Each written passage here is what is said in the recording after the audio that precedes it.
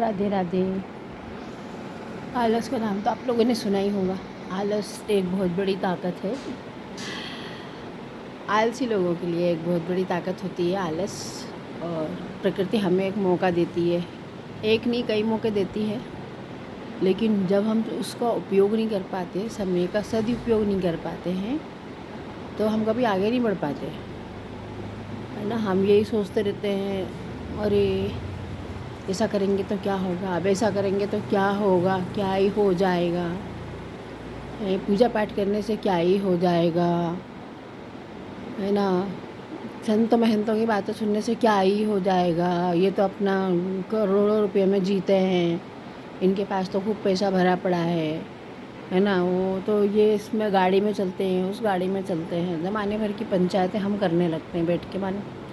लेकिन अगर देखा जाए एक प्रकार से, तो वो कभी आपको गलत सलाह नहीं देते, कभी उन्होंने आपको गलत चीज़ नहीं करने को बोली होगी ना संतों ने। कोई भी संतों, कोई भी महंतों, और कोई भी बंदा हो सकता है, मैं भी हो सकती हूँ।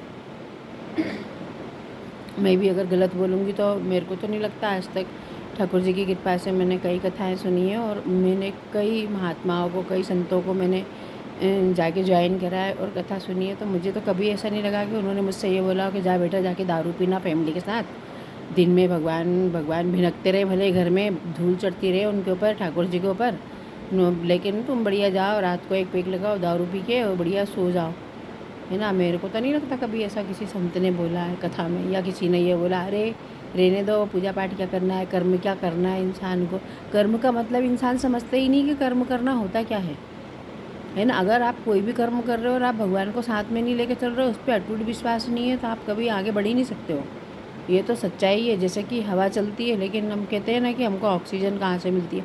ऑक्सीजन, हवा चलती दिखती है क्या इंसान को? नहीं दिखती ना, लेकिन फिर भी हमको ऑक्सीजन मिलता है ना। ऐसे ही भगवान है, और वो सब कुछ देखता है, सब कुछ सुनता है। आपका विश्वास नहीं है भगवान के ऊपर, क्योंकि आप खुद को भगवान समझते हो। और जब तक आप खुद को भगवान समझोगे और घर में भगवान भिनकते रहेंगे, और आप यहाँ वहाँ मंडराते रहोगे जा जाके, अरे हम तो यहाँ गए दर्शन करके आए भैया, वहाँ दर्शन करके आए, यहाँ मन्नत मांगी, वहाँ मन्नत मांगी, यहाँ पे धागे बांधे, वहाँ नारियल फोड़े, तो चबाने का सर भी फोड़ लोगे ना तो कुछ नहीं होने वाला। क्योंकि जो घर में बैठा है वही बाहर है, और जो बाहर है वही तो घर में है ना। वो घर में, उसकी तुम इज्जत नहीं कर रहे हो, उसको तुम मान नहीं रहे हो।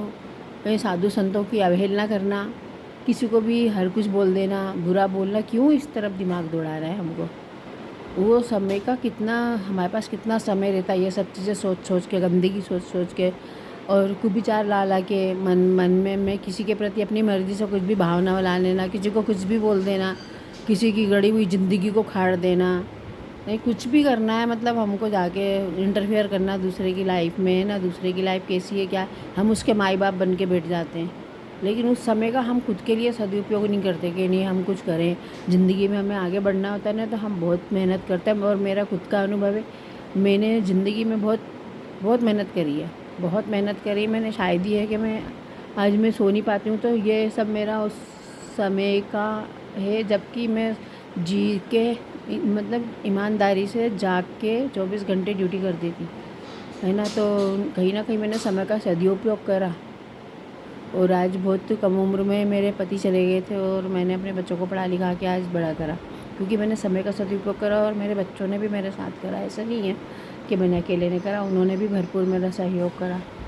तो सबको ये सिखाना चाहिए, माँ बाप को अपने बच्चों को, कि समय का सदुपयोग करना चाहिए। घर में बैठ के खा लो और वहाँ जाके निकाल कर आ जाओ, ये सबसे कुछ नहीं होता है।